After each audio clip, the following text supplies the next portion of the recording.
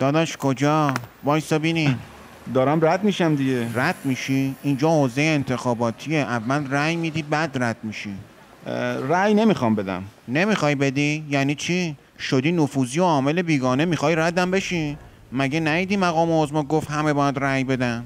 نمیخوام آقا، مگه زوره؟ زوره؟ سیانمایی میکنی؟ انتخابات آزاده، باید رأی بدی. عجب گیری کردیم و بابا ولمون کن بریم. ببین اول مدرک شناسایی تو بده بعد میتونی رد شی. بیا اینم کارت ملیم.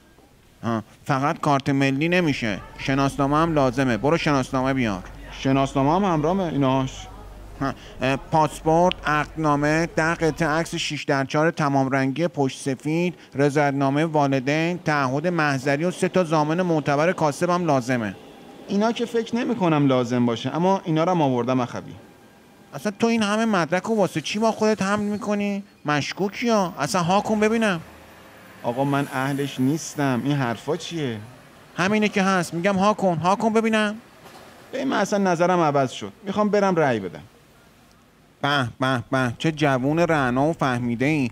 الحق که میزان رأی ملت است. اجرت با آقا. اصغر، محمد، بیان یه رأی دهنده محترم اومده، راهنماییشون بفرمایین به سمت صندوق آرا. ای بابا من حالم خوب نیستا، بیا اصلا ها کنم بفهمی. اون مسئله شخصیه، انتخابات برای همه اقشار مردمه.